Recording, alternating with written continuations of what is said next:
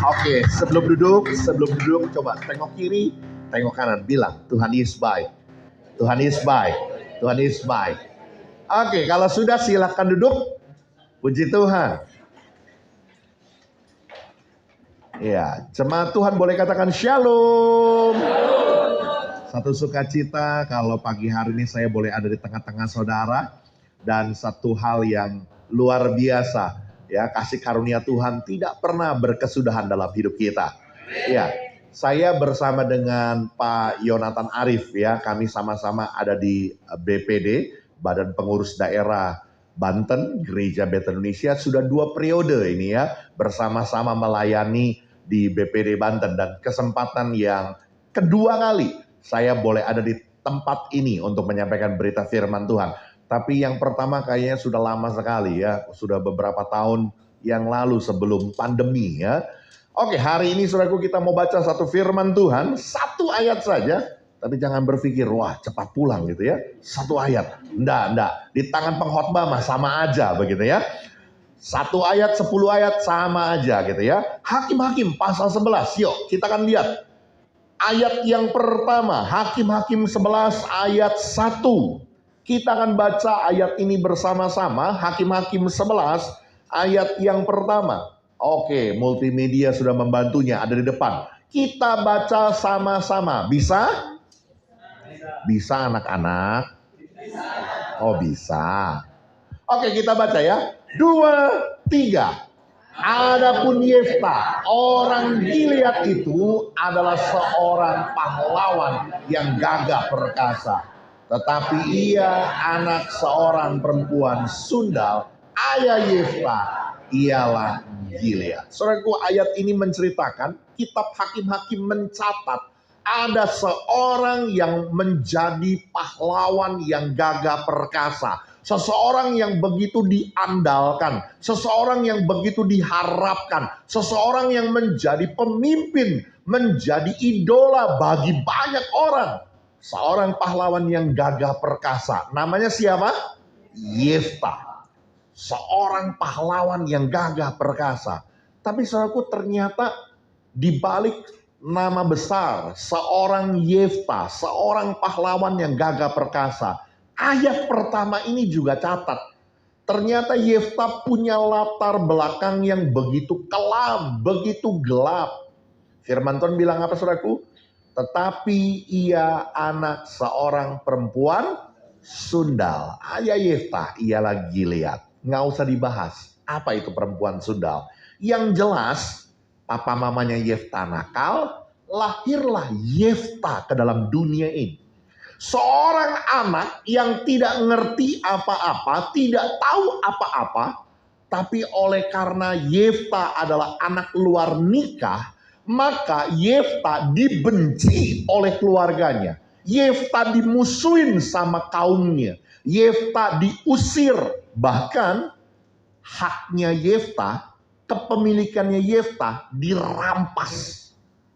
Yefta diusir keluar dari rumahnya sampai dia terkatung-katung hidup di luar, sampai sempat jadi perampok. Saya mau bilang begini saudaraku. Tuhan ternyata bisa mengangkat hidup seseorang. Tuhan ternyata bisa pakai hidup seseorang menjadi seseorang yang luar biasa, menjadi pahlawan yang gagah perkasa, seseorang yang begitu diandalkan, begitu diharapkan oleh banyak orang. Ternyata dari orang yang punya latar belakang begitu hitam, begitu gelap, begitu jatuh. Seseorang yang dianggap kaum marginal, seseorang yang dianggap kaum tersisih, yang mungkin dipandang sebelah mata, mungkin dianggap sampah masyarakat yang gak berguna. Ini yang saya sebut saudaraku, from zero to hero. From nothing to something. Saya mau berkata hari ini, dengar baik-baik. Siapapun saudara, siapapun saya, apapun latar belakang kita, seperti apapun masa lalumu, betapa gelapnya, betapa hitamnya, betapa buruknya masa lalu kita. Saya mau bilang saudaraku, Tuhan sanggup pulihkan, Tuhan sanggup angkat, Tuhan sanggup berkati hidup kita naik tinggi menjadi seorang pahlawan yang gagah perkasa. Amin. Kalau Allah yang disembah oleh Yefta, Allahnya Abraham, Ishak dan Yakub, Allah yang sama yang kita sembah di dalam Kristus Yesus. Kita percaya, saudaraku, kalau Tuhan bisa ubahkan hidup Yefta from zero to hero, from nothing to something, dari orang yang bukan apa-apa, bukan siapa-siapa, Tuhan angkat hidupnya naik tinggi. Hal yang sama, saudaraku, Tuhan juga sanggup memberkati hidupmu. Tuhan sanggup memulihkan hidupmu. Tuhan sanggup mengangkat hidupmu menjadi pahlawan-pahlawan yang gagah perkasa. Mau? Oleh karena itu hari ini kita mau belajar apa sih yang jadi kunci rahasia keberhasilan hidup seorang Yefta, ya. Ini menjadi hal yang perlu kita pelajari supaya kita boleh menjadi pribadi yang menerima anugerah kemenangan dari Tuhan. Oke, perhatikan ayat yang ke-7, saudaraku. Kita lihat ya. Ayat 7, Hakim-Hakim 11 ayat 7. Minta tolong, oke. Tetapi kata Yefta kepada para tua-tua Gilead itu, bukankah kamu sendiri membenci aku dan mengusir aku dari keluargaku? Mengapa kamu datang sekarang padaku pada waktu kamu terdesak? Oke, sebelum saya melanjutkan khotbah saya mau tanya dulu sama saudara. Tapi jawabnya jujur ya. Jangan ada dusta di antara kita. Jawabnya jujur nih. Kalau ada orang yang pernah bencinya setengah mati sama kamu, dia jahatnya luar biasa sama kamu, dia rampas milik kepunyaanmu, dia ambil bagianmu, bahkan kamu diusir keluar dari rumah sampai hidup susah di luar sana. Setelah sekian tahun, sekian lama, kamu sudah berjuang di luar dan kamu berhasil di luar. Tiba-tiba orang yang dulu benci kamu, orang yang dulu mengambil milik kamu, datang kepada kamu dan berkata begini, tolongin aku dong, selamatin aku dong. Kira-kira ditolongin nggak? Luar biasa ini. Hebat betul ya. Penuh kasih karunia ini ya. Ayo jujur. Kira-kira ditolongin nggak? Hah? Kalau secara manusia pasti kita akan berkata, jangankan tolongin, udah nggak gua pukul aja udah bagus gitu ya. Secara manusiawi pasti kita tidak akan pernah mau menolong, tidak akan pernah mau menyelamatkan mereka. Kenapa? Karena mereka terlalu menyakitkan hati kita, terlalu melukai hidup kita. Tapi anehnya saudaraku, dalam kisah ini diceritakan saudaraku, Yefta bersedia menyelamatkan keluarganya, kaum Gilead, orang-orang Israel yang saat itu ada di bawah tekanan Bani Amon, dan mereka datang minta pertolongan sama Yefta supaya Yefta menyelamatkan mereka dari Bani Amon, dan Yefta bersedia menolong mereka, menyelamatkan mereka. Pertanyaannya, apa sih yang menjadi dasar? Kenapa Yefta bersedia menolong mereka? Jawabannya saudaraku, karena Yefta adalah pribadi yang merdeka. Yefta tidak mau hidupnya, hatinya dikuasai oleh dendam, dikuasai oleh kebencian, sakit hati. Jadilah pribadi yang merdeka. Saya mau katakan saudaraku hal yang pertama, dengar baik-baik jemaat Tuhan.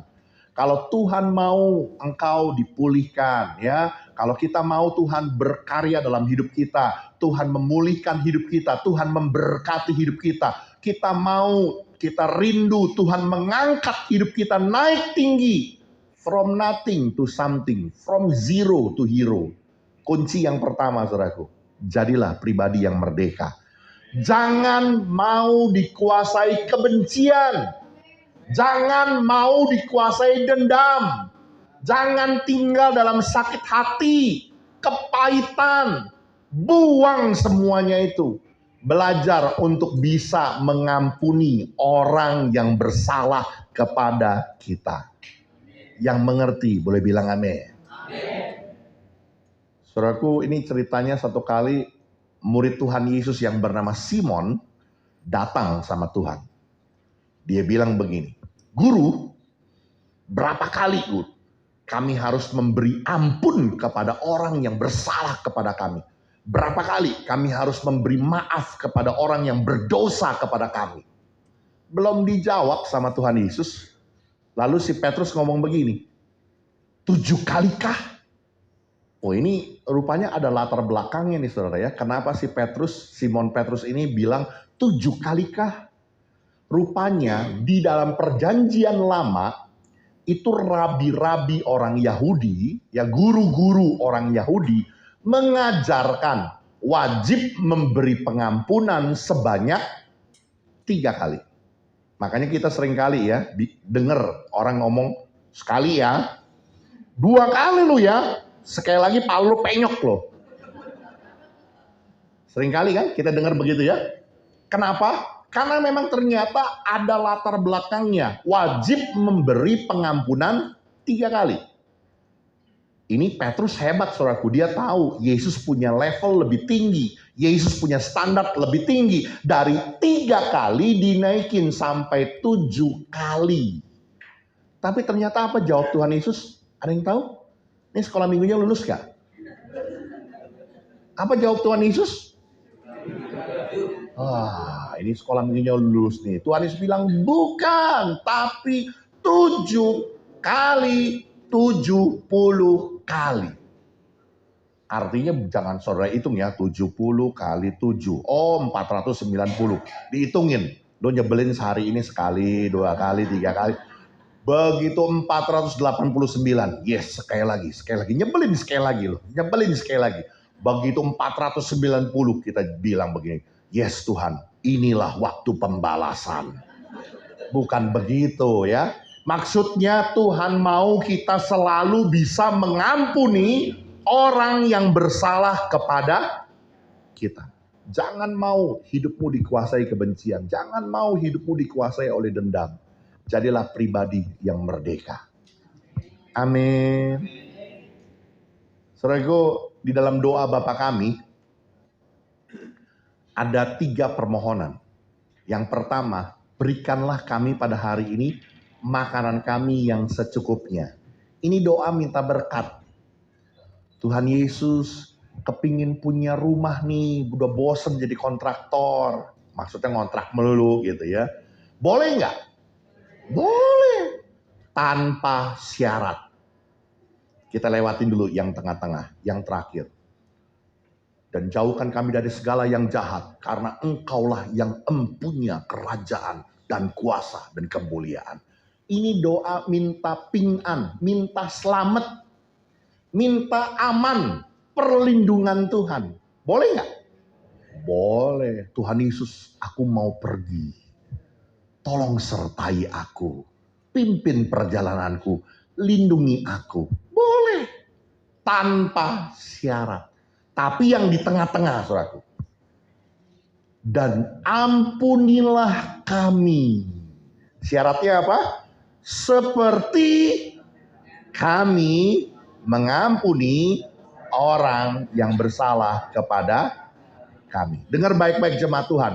Doa minta berkat nggak pakai syarat. Doa minta perlindungan nggak pakai syarat.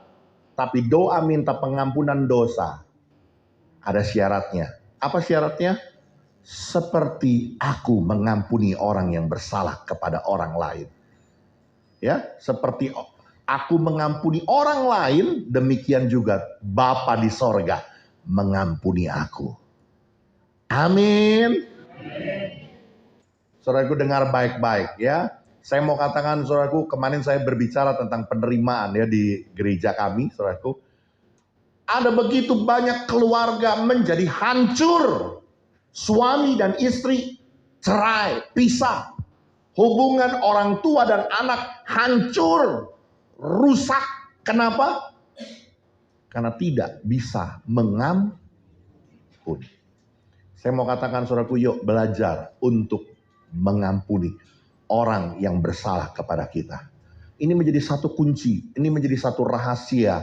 Tuhan memulihkan hidup kita, Tuhan memberkati hidup kita, Tuhan mengangkat hidup kita from nothing to something, from zero to hero. Yang mengerti sekali lagi boleh bilang amin. Ini yang pertama, saudaraku. Yang kedua, yuk kita lihat, coba ayat 11, minta tolong multimedia. Ayat 11. Maka Yefta ikut dengan para tua-tua Gilead. Lalu bangsa itu mengangkat dia menjadi kepala dan panglima mereka. Ini jabatan luar biasa, saudaraku ya. Tetapi Yefta membawa seluruh perkaranya itu ke hadapan Tuhan di Mispa. Saudaraku, ayat ini nggak catat waktu Yefta diangkat jadi pemimpin, waktu Yefta diangkat jadi kepala, waktu Yefta diangkat jadi panglima. Yefta nggak tulak pinggang lalu berkata begini, lu dulu buang gua, lu dulu usir gua, sekarang lu cari gua, lu angkat gua jadi pemimpin lu. Nggak begitu. Firman Tuhan bilang apa, saudaraku? Tetapi Yefta membawa seluruh, perhatikan, seluruh perkaranya itu ke hadapan Tuhan di Mispa. Ini menunjukkan apa, saudaraku? Menunjukkan bahwa Yefta selalu melibatkan Tuhan. Yefta selalu mengandalkan Tuhan. Yefta selalu menaruh harapannya, andalan hidupnya, tuntunan hidupnya hanya Tuhan Yesus Kristus. Amin. Saya mau berkata, saudaraku, ada begitu banyak orang kalau lagi susah, ya, lagi susah. Nyari orang itu gampang, saudaraku. Cari di gereja. Dari hari Senin sampai ke hari Minggu, balik lagi ke Senin. Dia ada di gereja. Dia sedang nangis-nangis dan berdoa. Tuhan, lontong Tuhan. Salah. Tuhan, tolong Tuhan. Kau lagi susah. Waduh, itu jengkang-jengking sama Tuhan, teriak-teriak sama Tuhan, minta tolong, mengandalkan Tuhan dan menaruh harapannya sama Tuhan. Tapi begitu sudah diberkati, sudah sukses, sudah berhasil, banyak yang lupa sama Tuhan. Jeng, kemana? Kok udah lama gak kelihatan ke gereja? Aduh sorry, sekarang aku sibuk. Aduh hari Minggu juga banyak meeting. Aku harus pergi keluar kota. Aku harus nanjak ke puncak. Aduh ada villa di sana sayang gak dipakai. Bosen dengerin kayak begitu. Betul? Saya mau bilang, saudaraku, ada begitu banyak orang yang mengandalkan Tuhan hanya waktu susah. Udah mirip Tuhan itu dijadikan pembantu sama kita. Tapi waktu kita senang, waktu kita berhasil, waktu kita sukses, waktu kita jaya, jarang orang yang cari Tuhan. Biasanya di sini mah enggak, di tempat saya. Itu kalau lagi ibadah doa tuh ya, doa malam gitu ya, atau doa pagi. Itu biasanya orang-orang yang bermasalah, lagi bisnisnya macet gitu ya. Yang hampir di PHK sama bosnya gitu ya, doa sungguh-sungguh, wah sampai nangis-nangis begitu. Tapi kalau lagi seneng, lagi happy, lagi diberkati, lagi banyak duit, boro-boro doa, ingat Tuhan aja ke gereja, insya Allah katanya. Saya mau bilang hari ini, yuk jadi seperti Yefta.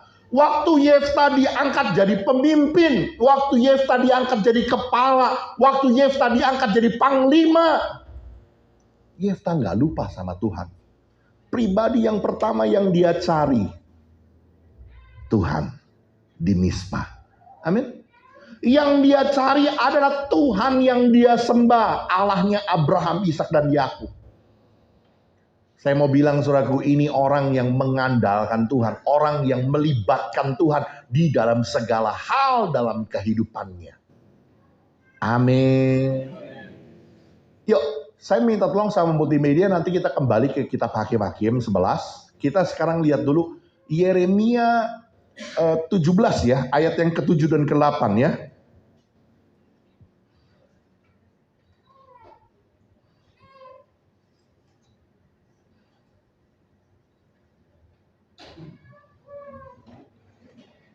Oke, Yeremia 17 ayat 7 dan 8. Ini ayat sering kali kita baca ya. Firman Tuhan bilang begini, diberkatilah orang yang mengandalkan Tuhan, yang menaruh harapannya pada Tuhan. Firman Tuhan bilang diberkati loh. Orang-orang yang mengandalkan Tuhan dan menaruh harapannya sama Tuhan diberkati. Dengan gambaran, dengan analogi.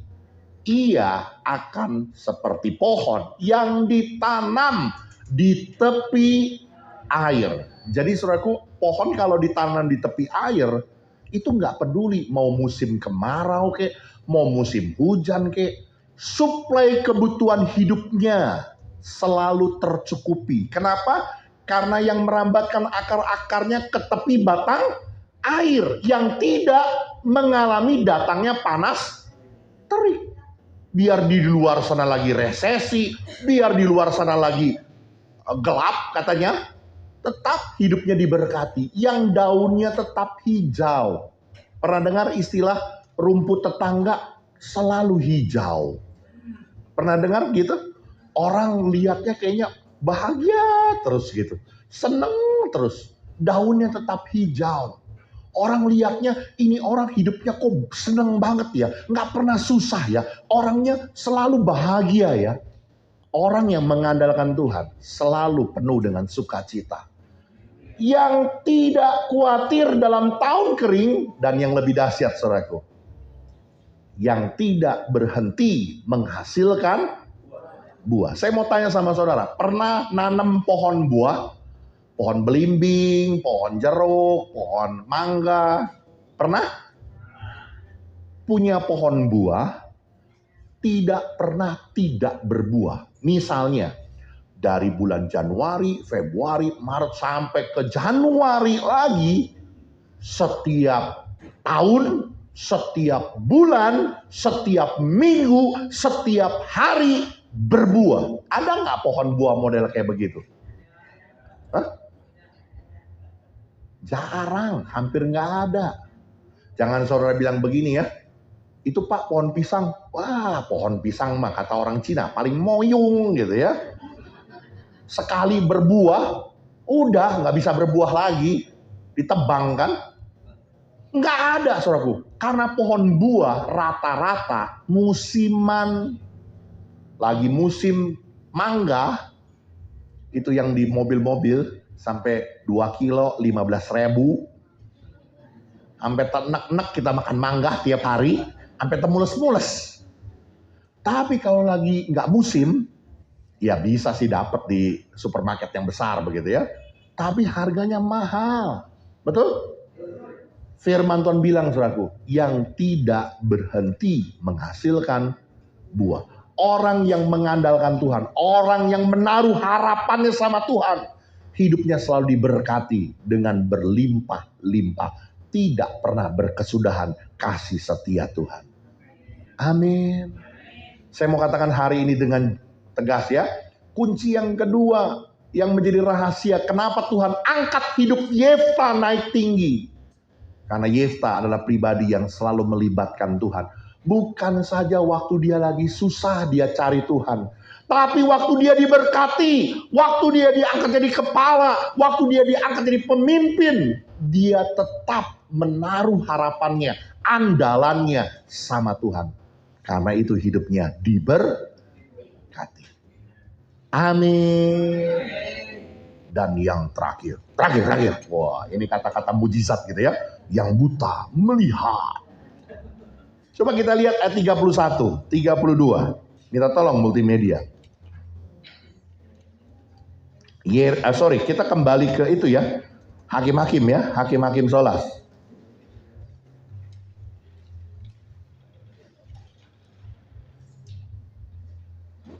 Oh, dari ayat 30. Hakim-hakim 11 ayat 30. Lalu bernasarlah Yefta kepada Tuhan, katanya, jika engkau sungguh-sungguh menyerahkan Bani Amon itu ke dalam tanganku, maka apa yang keluar dari pintu rumahku untuk menemui aku pada waktu aku kembali dengan selamat dari Bani Amon, itu akan menjadi kepunyaan Tuhan, dan aku akan mempersembahkannya sebagai korban bakaran. Saudara, Pernah baca kisah ini ya? Pernah tahu ya? Karena sekolah minggunya sudah lulus. Ini ceritanya waktu Yefta mau perang sama Bani Amon. Perang sih perang, tapi di hati kecilnya Yefta, ini pulang selamat nggak ya? Jangan-jangan pulang tinggal nama nih. Jadi Yefta dalam kegalauannya, Yefta bernasar sama Tuhan. Kalau aku pulang bawa kemenangan, pulang dengan selamat, maka yang pertama kali menyambut aku di depan pintu rumahku akan kupersembahkan buat Tuhan sebagai korban bakaran. Ya, ini cerita memang menjadi sebuah kontroversi di dalam Alkitab. Tetapi Alkitab mencatat kisah ini, ada hal yang mau kita pelajari, saudaraku ya. Ternyata waktu Yefta pulang, benar, Yefta pulang dengan kemenangan. Yefta pulang dengan selamat. Yang nyambutnya siapa? Putrinya, anak perempuannya. Alkitab bilang satu-satunya, Yefta nggak punya anak yang lain. Saudaraku, sekali lagi, kisah ini menjadi sebuah kontroversi karena Tuhan, Allahnya orang Israel, melarang orang Israel mempersembahkan anak sebagai korban bakaran. Tapi cerita ini tetap diangkat di dalam Hakim-Hakim pasal 11. Kenapa? Jawabannya saudaraku, karena Yefta adalah pribadi yang pegang janji. Yefta adalah pribadi yang punya integritas. Apa yang dia katakan, itu yang dia perbuat dan dia kerjakan. Saudaraku dengar baik-baik. Hal yang pertama, engkau bisa mengalami pemulihan, kita bisa mengalami hidup yang berkelimpahan. Tuhan angkat hidup kita from nothing to something, from zero to hero. Tuhan angkat hidup kita menjadi pahlawan yang gagah perkasa. Karena kita adalah pribadi yang merdeka, pribadi yang tidak simpan dendam, tidak simpan kebencian. Kita bisa mengampuni kepada orang yang bersalah kepada kita. Yang kedua, mengandalkan Tuhan, melibatkan Tuhan senantiasa, menaruh pengharapan kita sama Tuhan. Tapi yang ketiga, saudaraku, jadi bukan hanya bagian Tuhan saja, ada bagian yang perlu kita kerjakan. Apa itu? Jadilah pribadi yang dapat dipercaya. Saya mau katakan saudaraku, ada begitu banyak orang hidupnya dahulu, hari ini, besok mungkin sampai mati. Begitu-gitu aja, nggak ada peningkatan. Padahal firman Tuhan bilang, engkau akan menjadi apa? Kepala, bukan ekor. Engkau akan tetap naik dan bukan turun. Waktu dengar doa berkat kan, wamen, wamen, yang paling kencang gitu. Tapi di rumah lagi sendirian gitu ya, hidup gua kok gini-gini aja ya, nggak ada peningkatan ya, dari dulu begini-gini aja. Saya mau bilang saudaraku, bukan firman Tuhan yang salah, tapi seringkali kita yang salah. Kenapa? Karena kita menjadi pribadi yang tidak dapat dipercaya. Kita seringkali menjadi pribadi yang tidak punya integritas. Saya saudaraku kalau lagi sama istri gitu ya, jalan di pasar, ke pasar basah saudaraku ya, beli ikan, beli daging, beli ayam, gitu, beli sayur. Saya ngeliat itu timbangan saudaraku, semua ada batu timbangannya. Saya perhatiin kenapa mesti ditaruh batu timbangan. Beli sekilo, cak pindahin. Beli setengah kilo, tak pindahin. Oh, rupanya waktu diangkat tuh timbangan, batu timbangannya, kejomplang saudaraku, deng. Saya mau tanya, dengan nyolong seperti itu, dagang, tidak jujur seperti itu. Berapa sih yang kau ambil? Berapa yang kita dapatkan?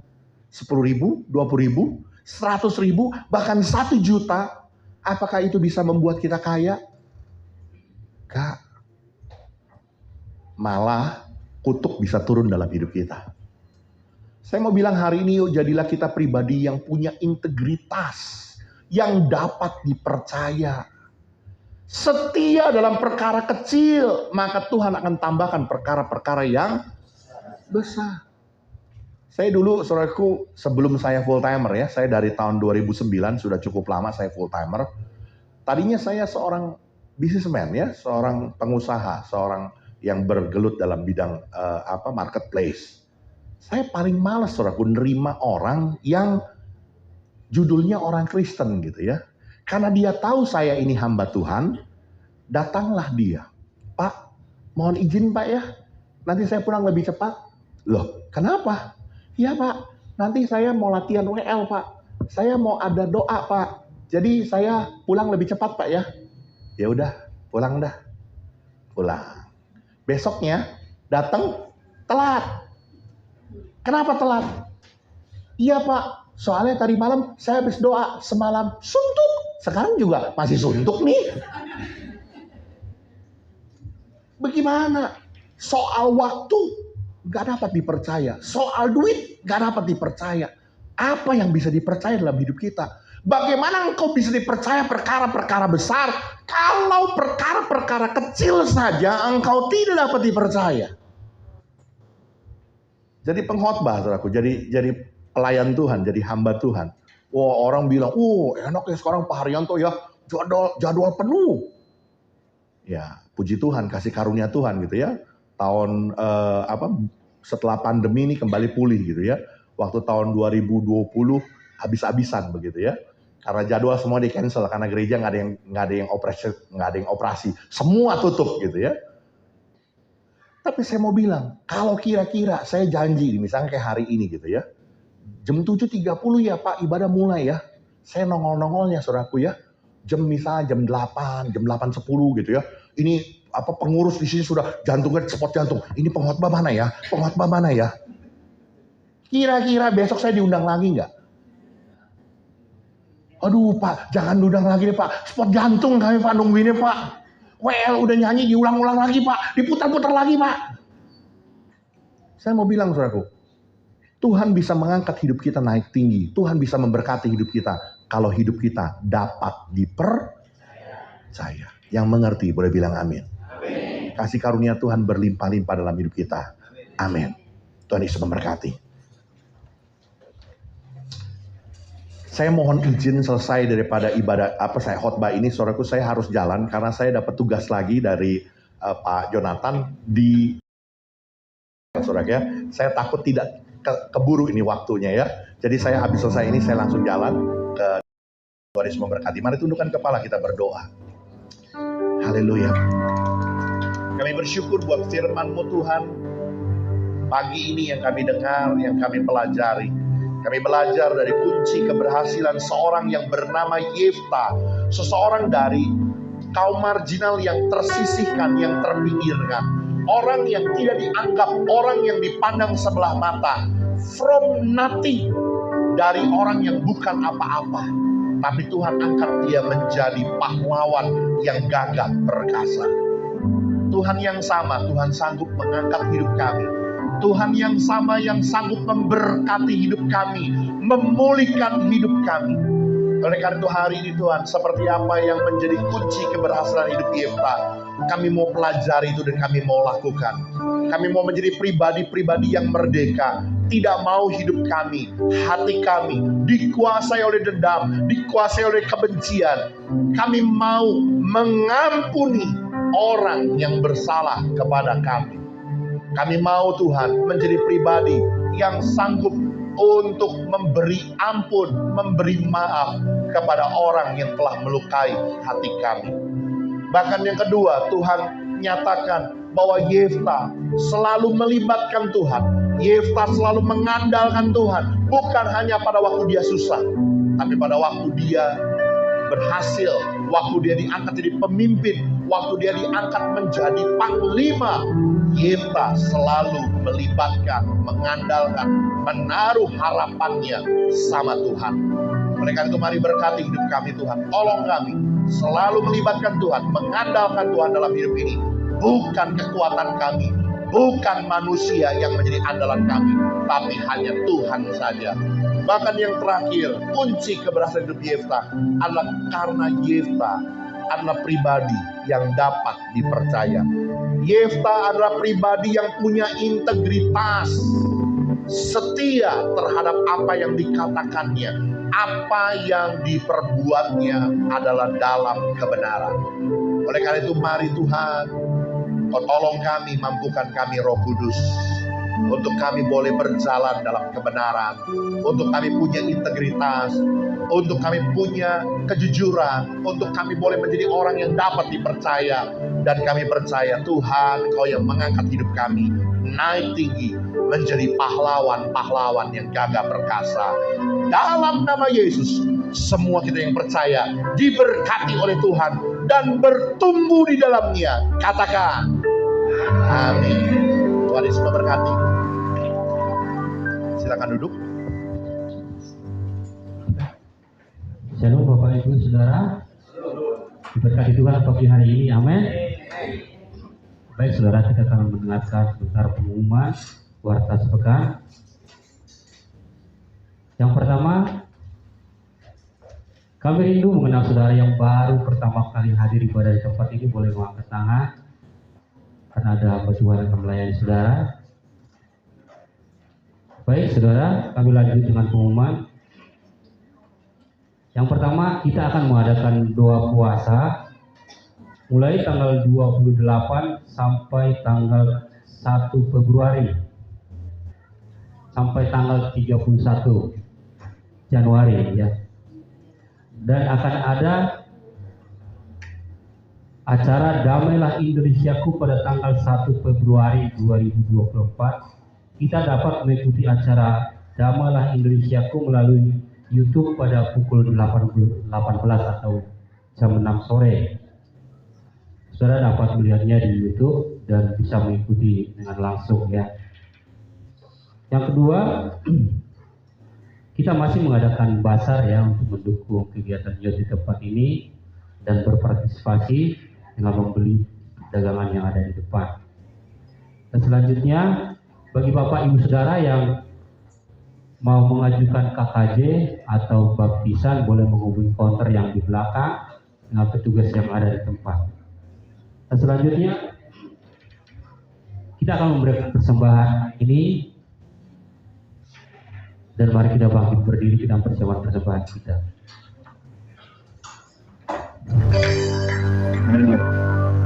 Saudara, sebelum kita terima doa berkat, saya rindu tegaskan kembali untuk agenda doa puasa.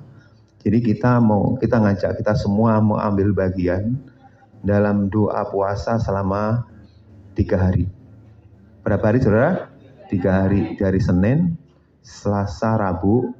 Kita sama-sama gereja Tuhan di Indonesia untuk ambil bagian dalam doa puasa untuk kedamaian buat negeri kita, terutama menjelang pemilu, pilpres, pileg, supaya tetap ada keamanan buat negeri kita. Nah, kita gereja Tuhan mari ambil bagian untuk kita sama-sama berdoa dan berpuasa supaya penyelenggaraan pemilu itu dapat berjalan dengan baik. Saudara ya, kita ambil bagian sebagai warga negara, sebagai umat Tuhan untuk berpartisipasi buat negeri kita dengan berdoa supaya acara pilihan presiden dan pilihan caleg ini berlangsung dengan baik. Ada yang nyalek di sini, saudara? Enggak ada ya? Kalau ada kita doakan supaya jadi gitu ya sama-sama. Adanya pilek ya. Nah, kemudian hari tanggal 1-nya, hari Kamis, kita doa bersama Damailah Indonesiaku. Kita gereja kita memang enggak mengadakan sendiri. Kita ambil bagian, kita bisa doa bersama melalui YouTube ya, saudara. Kita akan putarkan YouTube, kita doa ambil bagian di rumah masing-masing bisa, gitu ya. Di rumah masing-masing kita ambil bagian, kita doa karena situasi negeri kita sedang cukup genting, sedang cukup tidak baik-baik saja. Nah, tapi kita ambil bagian yang bisa kita kerjakan untuk negeri kita. Amin, saudara ya. Puasanya bebas. Saudara mau puasa Ester 3 hari nggak makan boleh. Boleh ya. Boleh puasa Ester 3 kali nggak makan, 3 hari nggak makan, kemudian minum doang nggak boleh. Kemudian puasa biasa seperti yang kita kerjakan, selesai makan malam, saudara selesai makan malam misalkan jam 7, jam 8, kemudian terus nanti buka puasanya jam 12 paling cepat. Puasa biasa. Kita biasanya kerjakan seperti itu karena kan itu aktivitas kerja ya. kita perlu tenaga untuk kerja. Jadi lebih masih aman. Jadi mari sama-sama kita ambil bagian kita yang kita bisa kerjakan untuk negeri kita. Amin, saudara. Mari kita angkat tangan kita di hadapan Tuhan. Tuhan berikan kepada kami pengurapan kemampuan untuk kami ambil bagian sebagai bukti cinta kami buat negeri kami, bukti kerinduan kami untuk keamanan bagi bangsa kami. Tuhan berikan kepada kami kekuatan untuk kami dapat menjalankan bersama-sama doa puasa kami untuk negeri kami, Tuhan. Terima kasih. Dan kami angkat tangan kami di hadapan Tuhan. Kami siapkan hati kami untuk terima berkat dari Tuhan. Saudara-saudara kasih Tuhan, angkatlah tanganmu dan bukalah hatimu dan terimalah firman Tuhan yang demikian. Tuhan memberkati engkau dan Tuhan melindungi engkau. Tuhan menyinari engkau dengan wajahnya dan memberikan kepadamu kasih karunia. Tuhan menghadapkan wajahnya kepadamu dan memenuhi engkau dengan damai sejahtera. Damai sejahtera Tuhan yang melampaui segala akal akan memelihara hati dan pikiranmu dalam Kristus Tuhan. Sekarang kembalilah ke tempat dan aktivitasmu masing-masing dan bawalah segala berkat, kasih karunia yang terbaik yang bersumber dari Allah Bapa yang kau terima di dalam anaknya Tuhan Yesus Kristus, dalam persekutuan yang manis dengan Roh Kudus. Kita semua alami, senantiasa alami sampai selama-lamanya yang sudah terima berkat. Mari sama-sama katakan amin. Tuhan memberkati. Selamat hari Minggu.